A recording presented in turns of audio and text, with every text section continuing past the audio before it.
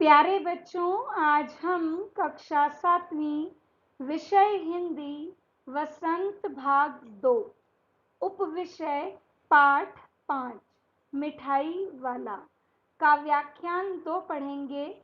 इसके व्याख्यान 1 में हमने जो है कठिन शब्दार्थ किए। मैंने आपको पाठ का सार बताया, कठिन शब्दार्थ किए, कुछ मौखिक प्रश्न पूछे और गृह कार्य में आपको जो है कुछ प्रश्न लिखित यानी लिखने के लिए भी दिए।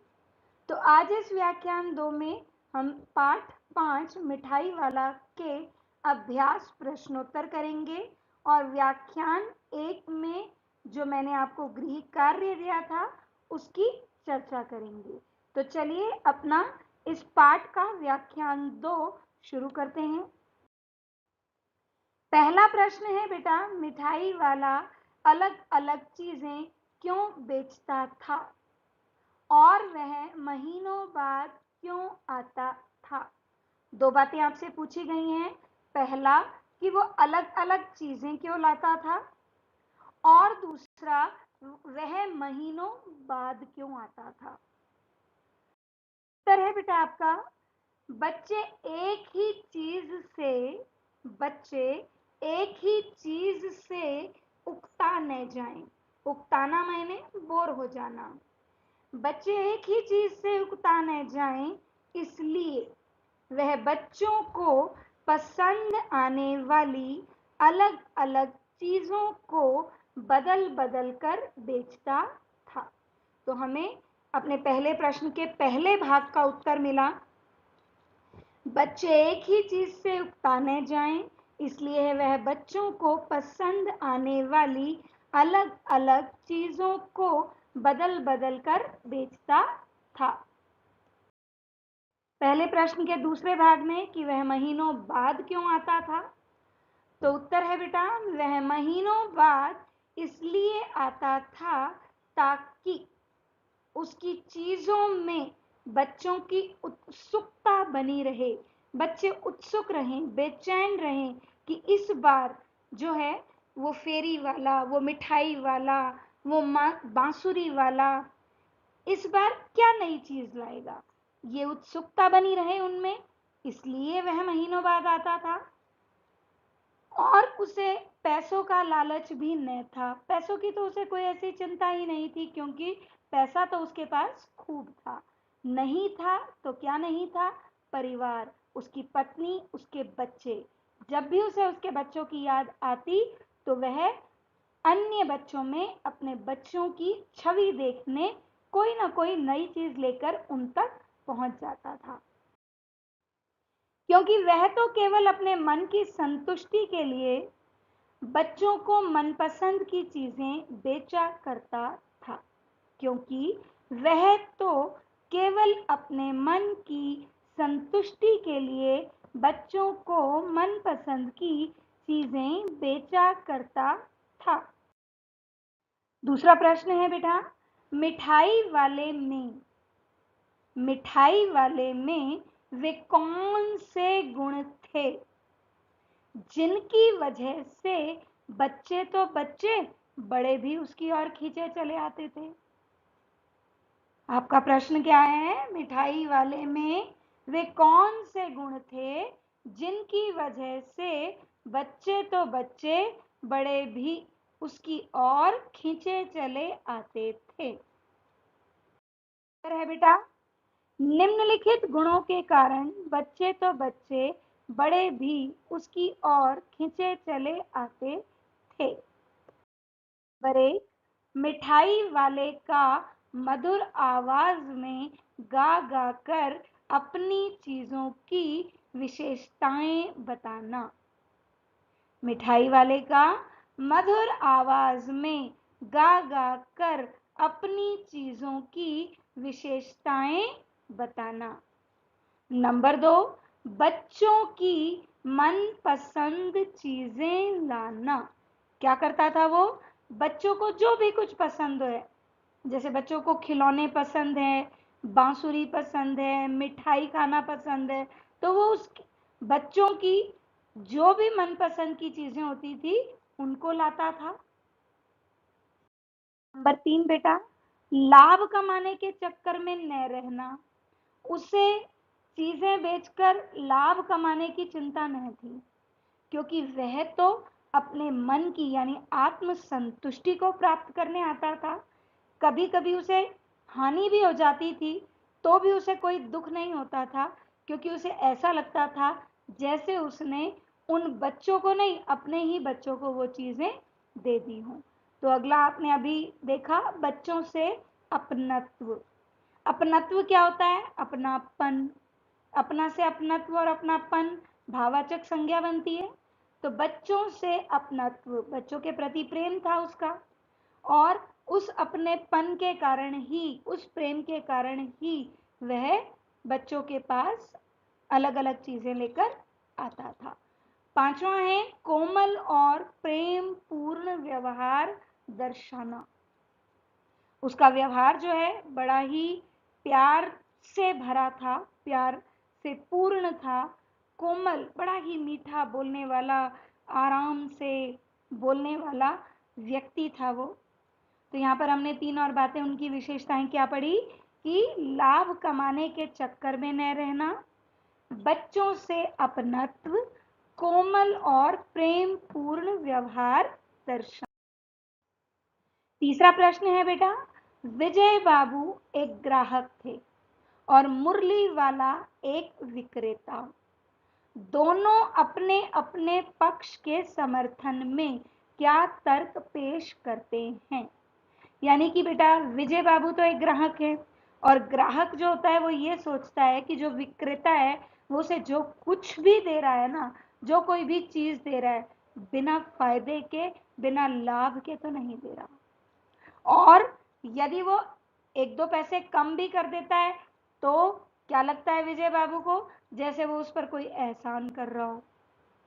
दूसरी ओर विक्रेता यानी मुरली वाला जो है, उसको वो अपने समर्थन में क्या तर्क पेश करता है कि चाहे किसी को हानि उठाकर भी कोई चीज बेचो, लेकिन जो ग्राहक है उसे तो ऐसा ही लगता है कि उसे चीज बेचने वाला उसको लूट रहा है। एक ग्राहक के तौर पर विजय बाबू तर्क देते हैं कि दुकानदार को झूठ बोलने की, क्या बोलने की? झूठ बोलने की आदत होती है। सामान सबको एक ही भाव में बताते हैं, पर पहले अधिक और फिर कम बताकर ग्राहक पर एहसान का बोझ डाल देते हैं। सामान सबको एक ही भाव में बताते हैं, लेकिन पहले ज्यादा बता देते हैं और फिर उसको कम कर देते हैं। इस तरह ग्राहक पर वो क्या करते हैं, जैसे कोई एहसान कर रहे हो कि 2 रुपए हमने इस चीज में आपको कम कर दिए, तो आपको कम कर दिए, ऐसा नहीं कि हम सबको ही कम करते हैं। अब एक विक्रेता के तौर पर मुरली वाला क्या तर्क देता है? एक विक्रेता के तौर पर मुरली वाला तर्क देता है कि ग्राहक को सामान की असली लागत का तो पता नहीं होता है। क्या तर्क दिया उसने कि जो ग्राहक है, जो खरीदार है, उसको सामान की असली लागत का तो पता नहीं होता कि सामान की असली लागत, असल में, असलियत में सामान खरीदा कितने का गया।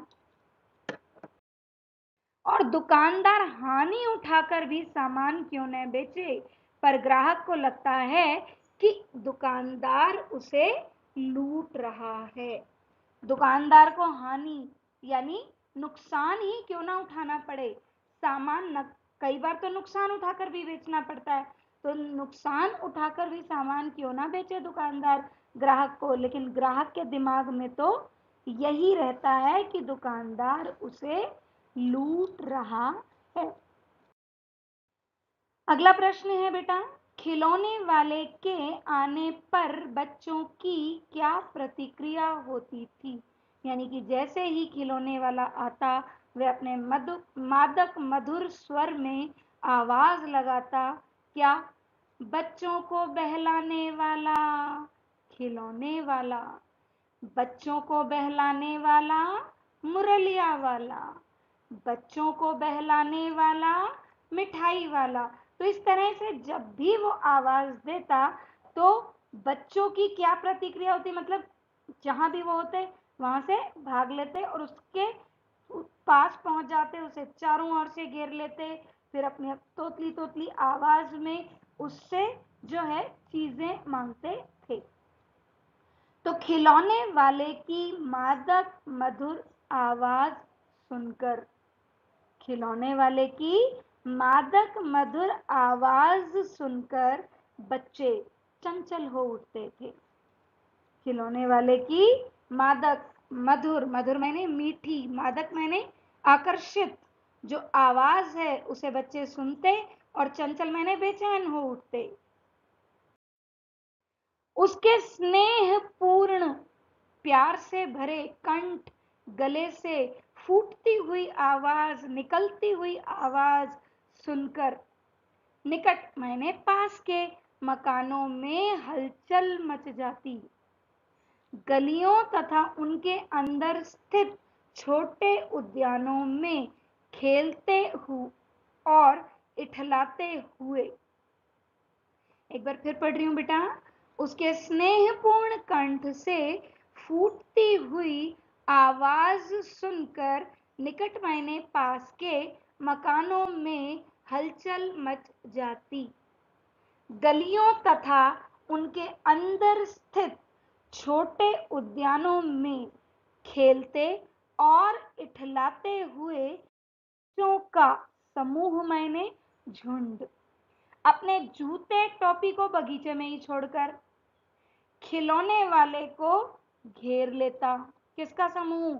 बच्चों का समूह। और अपने अपने घरों से जब वो ये कहता कि चीज तो मिलेगी, पैसे लाओ, फिर वो अपने अपने घरों में भागते, अपने माता पिता से पैसे मांगते, पैसे लाकर खिलौने वाले से खिलौनों का क्या करने लगते? मोल भाव करने लगते। जूते टोपी कहाँ रह जाते थे उनके? बगीचे में ही रह जाते थे। बस वो उनकी आवाज सुनते खिलौने वाले की और उसके मादक मधुर स्वर को सुनकर जहां थे वहीं के वहीं खड़े खड़े वहीं से दौड़ पड़ते थे। किसके पास? खिलौने वाले के पास। पांचवा प्रश्न है बेटा, रोहिणी को मुरली वाले के स्वर से खिलौने वाले का स्मरण क्यों हो आया? अब रोहिणी जो है उसने जब आवाज सुनी थी किसकी? खिलौने वाले की। खिलौने वाले ने बड़े ही मादक मधुर स्वर में आवाज दी, बच्चों को बहलाने वाला, खिलौने वाला। वो आया। अब रोहिणी के मन में वो जो आवाज है वो बस चुकी थी। अब दूसरी बार 6 महीने बाद, कितने महीने बाद बेटा?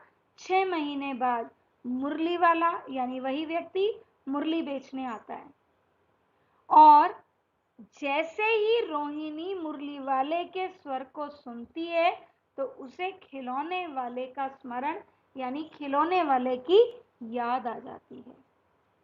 उसके पीछे क्या कारण था?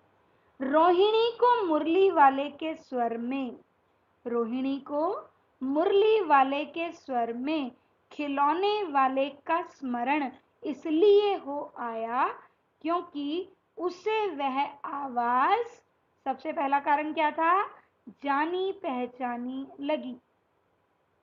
उसे वह आवाज जानी पहचानी लगी। उसे लगा कि खिलौने वाला भी इसी प्रकार मधुर कंठ से, मीठे गले से गा गा कर खिलौने बेचा करता था। इस मुरली वाले का स्वर भी उसी तरह का ही है। यह भी, मुरली वाले का स्वर भी उसी तरह का था। यह भी बिल्कुल ठीक वैसे ही मधुर आवाज में गा गा कर मुरलियां बेच रहा था। कैसे मुरली बेच रहा है? वैसे ही जैसे वो खिलौने बेचने आया, मादक मधुर स्वर में गा गा कर वो अपनी चीजों को बेच रहा था। अगला प्रश्न है बेटा, किसकी बात सुनकर मिठाई वाला भावुक हो गया था? किसकी बात सुनकर मिठाई वाला भावुक हो गया था? उसने इन व्यवसायों को अपनाने का क्या कारण बताया? बेटा हमने कहानी में पढ़ा था चुन्नू और मुन्नू के बारे में। चुन्नू और मुन्नू की माँ रोहिणी जब भी वो मिठाई वाले यानी बांसुरी वाले यानी खिलौने वाले की आवाज को जब जब उसने सुना, उसको वो आवाज जो है बड़ी ही जानी पहचानी सी लगी। इस बार उन्होंने क्या किया कि मिठाई वाले ने जब आवाज दी तो उन्होंने चुन्नू मुन्नू की दादी से कहा कि इसे रोक लो और इससे जो है बच्चों के लिए कुछ मिठाई खरीद लो। जब वो उसके आंगन में आकर बैठता है तब रोहिणी जो है उनसे प्रश्न पूछती हैं कि आप जो है कुछ महीने पहले बांसुरी बेचने आए थे। तो तब जब मिठाई वाले को ये लगता है कि कोई उसमें अपनापन दिखा रहा है, अपनत्व दिखा रहा है, तो वो भावुक हो जाता है और उसने ये सारे व्यवसाय यानी कि ये सारे काम क्यों किए, उसका कारण भी वो रोहिणी और चुन्नू मुन्नू की दादी को बताता है। हमारा उत्तर है बेटा, रोहिणी की बात सुनकर मिठाई वाला भावुक हो गया था। उसने इस छोटे व्यवसाय को अपनाने का कारण यह बताया कि इससे उसे अपने मृत बच्चों की झलक, इससे क्या पता चलता है उसे, उस क्या लगता है उसे, इससे उसे अपने मृत बच्चों की झलक दूसरों के बच्चों में दिखाई देती है। यानी कि दूसरे जो भी बच्चे हैं जब वो उन्हें खुश देखता है, चीज़ों को खरीदते, मिठाई खरीदी, खाने लगे, तो उसे भी दिल में कहीं तसल्ली हुई कि उसके मृत बच्चे भी जो हैं इन्हीं बच्चों के रूप में मिठाई खा रहे हैं, खिलौनों से खेल रहे हैं या बांसुरी बजा रहे हैं। बच्चों के साथ रहकर उसे कैसा लगता था?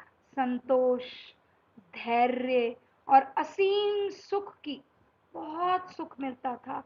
धैर्य, मन को तसल्ली मिल जाती थी, संतोष भी वही है और असीम सुख की प्राप्ति होती। अगला प्रश्न है बेटा, अब इस बार ये पैसे मैं लूंगा। कहानी के अंत में मिठाई वाले ने ऐसा क्यों कहा? अब इस बार ये पैसे मैं लूंगा। कहानी के अंत में मिठाई वाले ने ऐसा क्यों कहा? देखिए अभी हमने पिछले प्रश्न में जाना कि रोहिणी ने दादी माँ से कहकर मिठाई वाले को जो है आंगन में रुकवाया, वहाँ बच्चों के लिए मिठाई ली। बच्चों के लिए मिठाई लेते समय जो है रोहिणी ने मिठाई वाले से उसके बारे में पूछा, उससे पूछा कि इससे पहले भी वो यहाँ आ चुका है या नहीं। तब वो सारी बातें बताता है, अपने मन की बात भी अब वो खोल चुका है और बता चुका है कि कभी वो भी एक धनाढ्य व्यक्ति था, बड़ा ही प्रसिद्ध, बड़ा ही संपन्न व्यक्ति था, लेकिन जब से उससे उसका परिवार छिना है तब से उसकी ज़िंदगी जो है बड़ी ही नीरस हो गई है। ज़िंदगी में किसी भी प्रकार का कोई सुख नहीं है, क्योंकि परिवार किससे है? पत्नी और बच्चों से। यदि पत्नी और बच्चे ही उससे छिन गए तो उसका अकेलापन जो है वो उसे बहुत परेशान करता है, दुखी करता है। उसका अकेलापन उसे तंग करता है और उस अकेलेपन में वो जीना नहीं चाहता।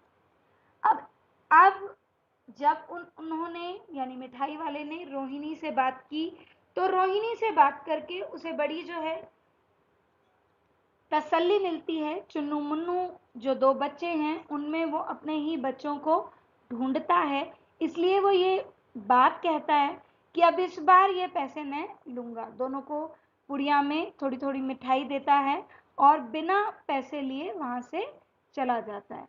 तो हमारा मिठाई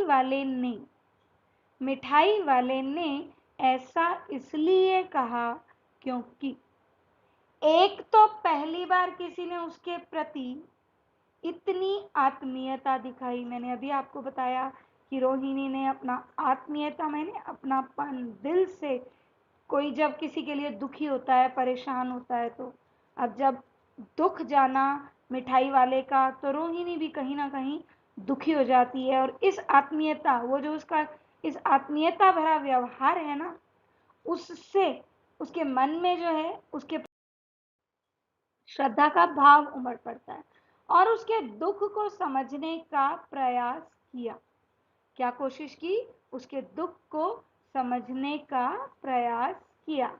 और दूसरा, उसे रोहिणी के बच्चों चुन्नू मुन्नू में अपने ही बच्चे नजर आए। मैंने बेटा आपको इस कहानी में बताया था कि चुन्नू और मुन्नू किसके बच्चे हैं? रोहिणी के और राय विजय बहादुर के। इन दोनों बच्चों में जो मिठाई वाला है वो क्या देखता है? अपने ही बच्चों को देखता है। इसलिए वो इस बार क्या हो जाता है? भावुक हो जाता है। और जो मिठाई बच्चों को देता है उसके उनसे पैसे भी वो नहीं लेता। अंतिम प्रश्न है बेटा, इस कहानी में रोहिणी चिक के पीछे से बात करती है। क्या आज भी औरतें चिक के पीछे से बात करती हैं? यदि करती हैं तो क्यों? आपकी राय में क्या यह सही है? प्रश्न फिर से पढ़ रही हूं बेटा। इस कहानी में हमने पढ़ा किसके बारे में? रोहिणी के बारे में। रोहिणी ने दादी माँ से कहा था कि मिठाई वाले को रुकवाओ, खुद वो चुप चिक के पीछे खड़ी थी और चिक के पीछे से वो बात कर रही थी, यानी पर्दा प्रथा। पर्दा प्रथा जो है, आज भी बहुत सी ऐसी जगह हैं जहां पर ये पर्दा प्रथा जो है बड़ी ही प्रचलित है। घूंघट में रहती हैं औरतें, ठीक है, किसी को अपना चेहरा नहीं दिखाती। तो यहाँ पर भी जो रोहिणी है वो चिक के पीछे से ही बात करती है। और आज भी यदि ऐसा होता है तो क्या आप समझते हो, क्या समझते हो आप इस प्रथा से? क्या ये सही प्रथा है? औरतों को चिक के पीछे अपना चेहरा बिना दिखाए ही रहना चाहिए? तो बेटा हमारा उत्तर है हाँ। आज भी, हाँ, आज भी कुछ पिछड़े ग्रामीण, रूढ़िवादी और कुछ जाति विशेष परिवारों में पर्दा प्रथा का प्रचलन है, चलन है। हाँ, आज भी कुछ पिछड़े ग्रामीण, रूढ़िवादी और कुछ जाति विशेष परिवारों में पर्दा प्रथा का चलन है। मेरी राय माने तो मेरी राय में यह बिल्कुल भी उचित नहीं है। मेरी राय में यह बिल्कुल भी उचित नहीं। यह प्रथा न केवल, अब क्यों उचित नहीं है उसके पीछे कारण, कि जो स्त्रियां हैं उन्हें भी स्वतंत्रता का अधिकार मिलना चाहिए। अब इससे क्या हो रहा है? पर्दा प्रथा से उनकी जो आजादी है, उनकी जो स्वतंत्रता है, वो उनसे छीनी जा रही है। उनकी प्रगति के रास्ते में हम क्या बन रहे हैं? रुकावट बन रहे हैं। तो यह प्रथा न केवल स्त्रियों की स्वतंत्रता का हनन करती है, बल्कि उनकी प्रगति में भी रुकावट उत्पन्न करती है। साथ ही इस प्रकार की प्रथा हमारे देश की छवि को भी, साथ ही इस प्रकार की प्रथा हमारे देश की छवि को भी विश्व पटल पर धूमिल करती है। अब बेटा मैंने जो आपको गृह कार्य दिया उसकी चर्चा करेंगे हम। गृह कार्य का पहला प्रश्न था बेटा, खिलौने वाला मधुर स्वर में क्या गाता था? बिल्कुल सही, खिलौने वाला मधुर स्वर में गाता था।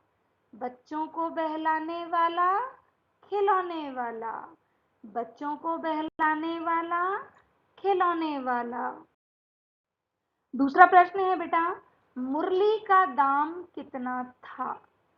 कितना था बेटा? मुरली की लागत कीमत तो 3 पैसे थी, लेकिन मुरली वाला उसे कितने पैसे में बेच रहा था? 2 ही पैसों में। तो मुरली का दाम कितना था? 2 पैसे। मुरली वाले ने ऐसा क्यों कहा कि अब कोई नहीं है? मुरली वाले ने ऐसा क्यों कहा कि अब कोई नहीं है? मुरली वाले ने ऐसा इसलिए कहा क्योंकि उसकी पत्नी और बच्चों की मृत्यु हो चुकी थी।